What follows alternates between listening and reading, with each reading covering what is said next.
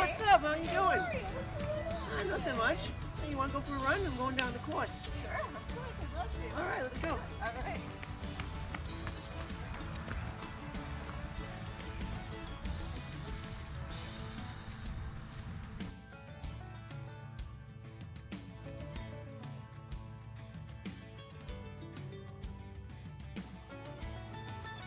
So Dan, we're in Hopkinton this morning. It's a little cloudy, but it's pretty nice. Yeah, that's all right. What's important to you about Hopkinton? Oh, I've been coming here for the past 24 years in April to run the Boston Marathon. Oh, that's great. What do you like about the Boston Marathon? Everything, but mostly the people that line up along the course. You know, it's amazing. There's just so many people. It's like, it's wild. It really is. What's brought me back every year. Well, wish you luck when you run it again this fall. Oh, thanks.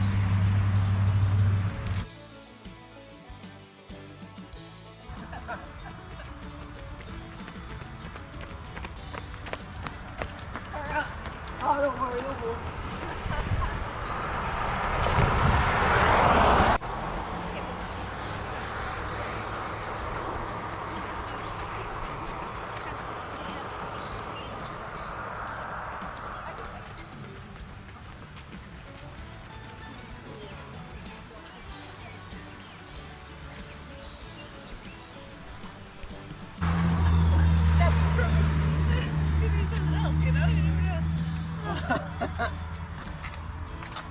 That is pretty cool, huh?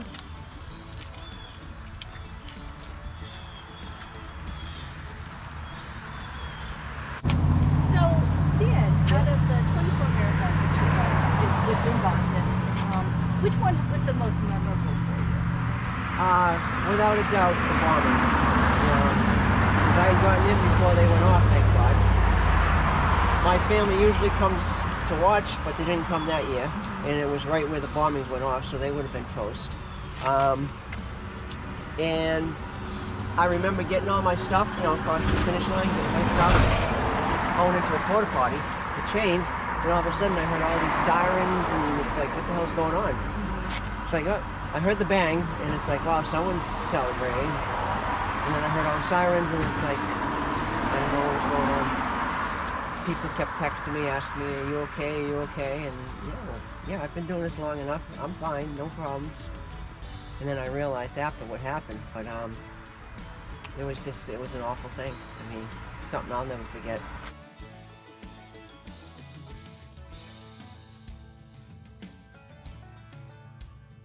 Welcome to Hopkinton Muffin House. Oh, hi Dan, the regular.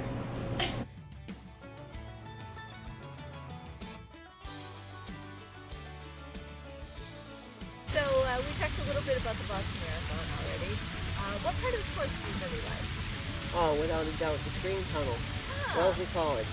And what mile is that? That's mile 12. Yeah. And why do you like it so much? Well, all the girls there, they're all screaming and constant. It's like you can hear them a mile away, and you just go by them and they're all screaming. They want kisses, I mean, it's pretty cool. All cheering for you, Dan, right? Well, there are other people, but probably.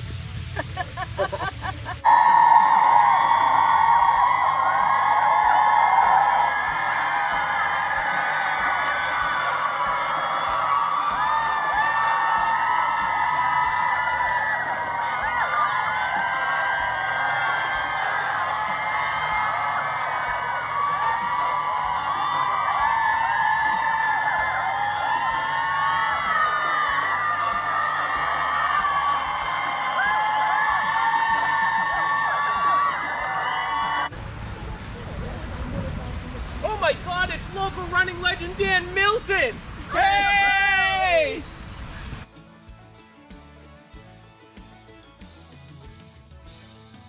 With all the marathons that you're getting ready for, tell me a little bit about your training schedule. Well, I try to get in like 30 to 40, sometimes 50 miles a week. Long run in the weekend to get to speed and the hills.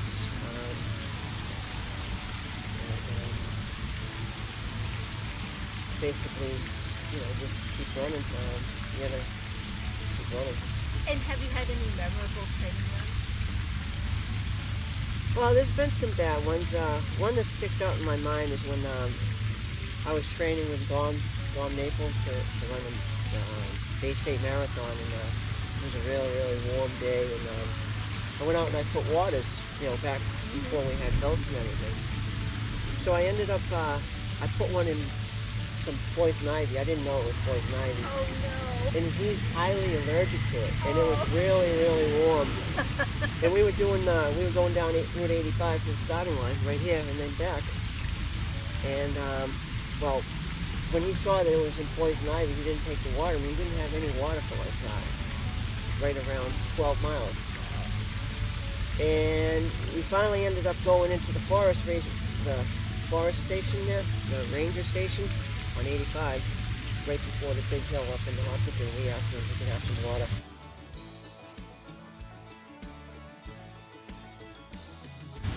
So we talked a lot about Boston Marathon so far. Can we move backwards in time? How did you first get started in that? It's funny you should ask that. I never thought I'd be a runner. I used to smoke pack and a half a day. And then one year I was in line at a Thanksgiving dinner getting my food, and my niece behind me said, you got a fat stomach. Ron Barriga, which means fat stomach. So I started running after that, I figured, well, why not start at the 100, find out what it's all about. And then from then on, I did the first one, and I swore I wouldn't do another one. I only trained for 3 weeks. My longest run was 6 miles. So I showed up with the Converse All-Star basketball sneakers, and it was brutal. But you finished. Yeah, 5 hours. Excellent. First one, that's great. I spent about 12 minutes at mile 12 in the porta potty. It happens to the best of us. Yeah.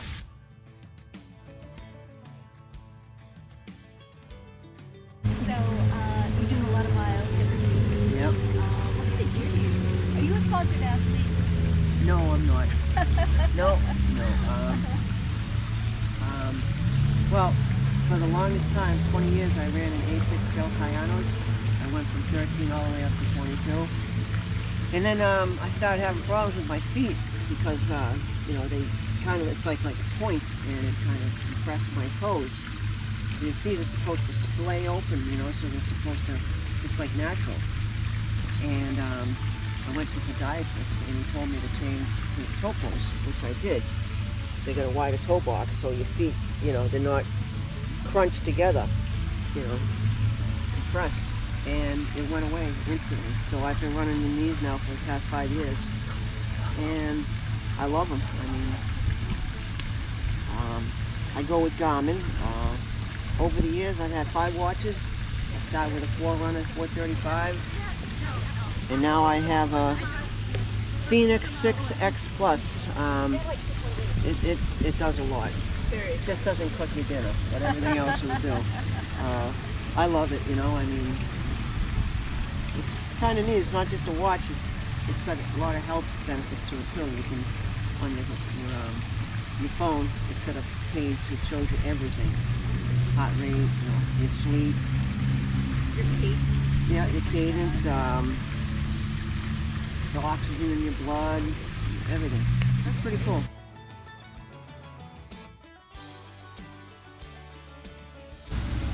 So Dan, you've been involved with Striders for many years. Yeah. Yeah, tell me a little bit about your experience with them. It's been a great experience. I've met a lot of great people. We're all mindset run. I think I joined around 2004 or 2005, and it's like another family of mine. We get together, we have fun, we run, we do things outside of running. We meet at people's houses. We got this thing called Striders After Dark that me and Dave Kitchwood, we founded. First run was out of my house. Basically, we meet up, go for a run, 5 or 6 miles. Everyone stays together. Then we go back to the house and we'll have chips, drink, you know, beers, we'll talk, you know, hang out for like a half hour or so after, and it's kind of fun. And a lot of people have incorporated that into their runs now. Some people like to have peace. Me, you know, I'll just have my Doritos and chips, and well, every now and then I'll get some other things, but some people go overboard. So it's all about the camaraderie. Yeah, exactly.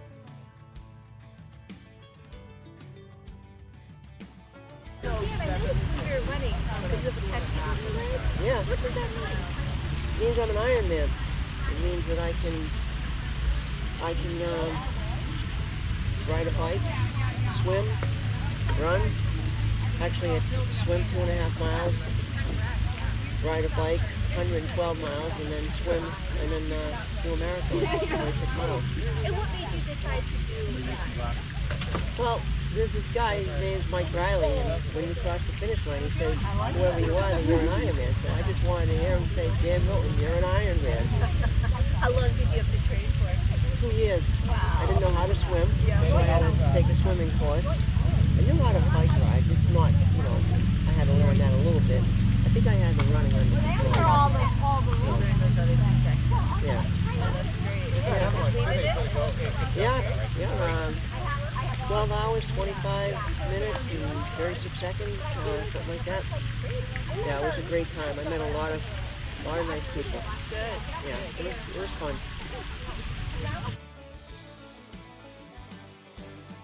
So I understand every year there's an 18 events that go down to run in the Hyannis Marathon. Tell me about that. Yes. For the past 10 years, me and Gary, and we've had assorted runners throughout the year. We've won the men's Masters Marathon relay team. For 10 years in a row. Yes. Excellent. Yes. Congratulations. Well, thanks. We're done though. We're not doing it anymore. What do you get as a prize? A Quahog show. Oh, that's cool. Yeah, I got 10. Well, I've got 9 of them because I did the Tokyo Marathon one year when they were doing it. So I had to get somebody in there to take my place. But yeah, we won the past 10 years. And what month is that in? February, 3rd week in February. Is this a little chilly then, or? Yes, yes. I'm glad it's over.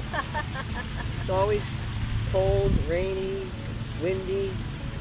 But you guys persevere and go Yes, right through. yes. That's excellent. No more.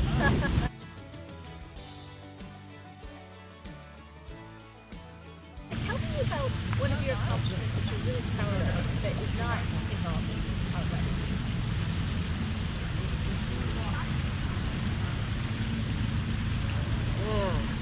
That's a tough question.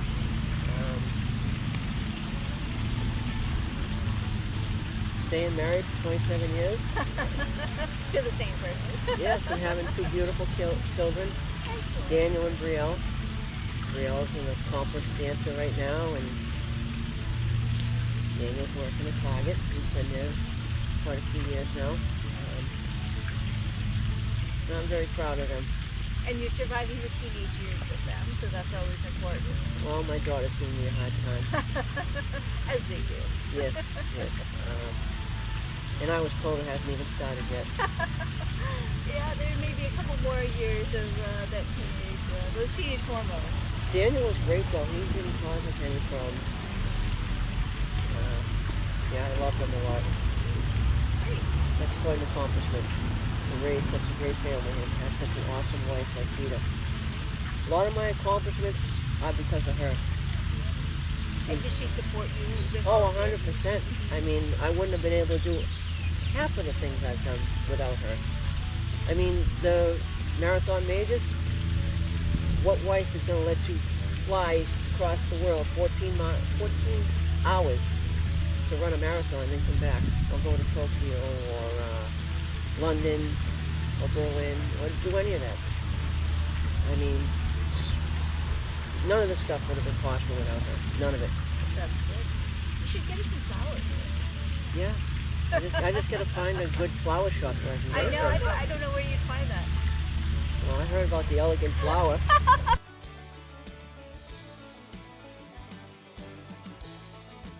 So Dan, we've talked about your family and your races and your training.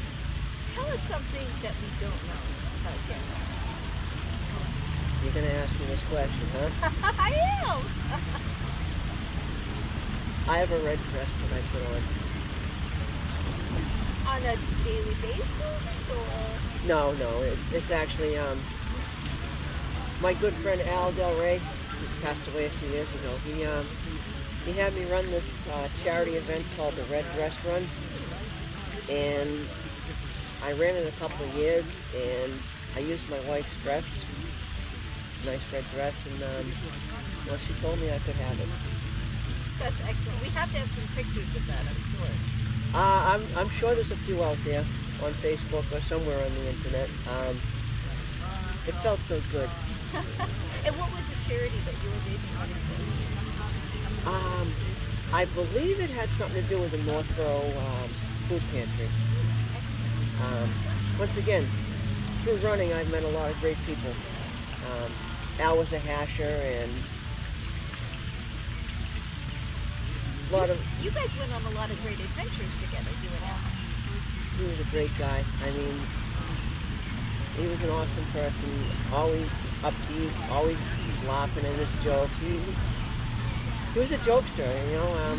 We went to London, we hashed out there.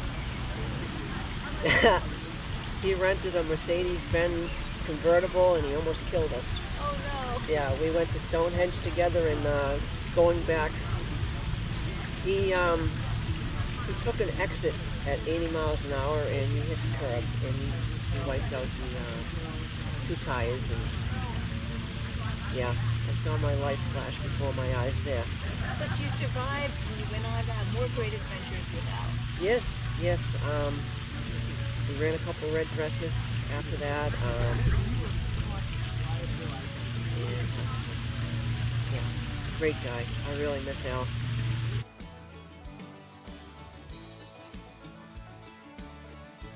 So I'm a little bit afraid to ask this last question again. But what do you do when you're not running?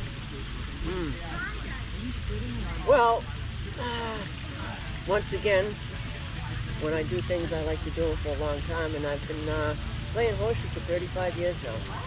Yeah. My dad was he was a professional, basically, you could say. He could throw horseshoes in the dark, he could throw horseshoes with a blindfold on. He'd always throw ringers. I guess maybe I got some of his talent because I love to play horseshoes. There's a few separate tournaments that I've won yearly for 5 years, 6 years in a row. Actually, right now, I play horseshoes on Thursday nights. That's why I can't join in your runs on Thursday nights. I've won that league the past 6 years in a row, me and my partner, Kevin Lawson. Yep. There's something really satisfying about when a horseshoe hits that middle rod, and it's just so wonderful. Yeah, it's it's gonna be a ringer. I've gained that talent from my dad. I like to play in the dark sometimes. You know, if you know it's 40 feet, and if you know the distance, and you just show, you start throwing when you usually throw. It's gonna go on. I mean, because muscle memory. If you're in the right spot, it's gonna go. Sounds like a great hobby. I love it. Yeah, I love it. Yeah, I have horseshoe pits at my house. I got lights so I can play at night. Yeah. That's great.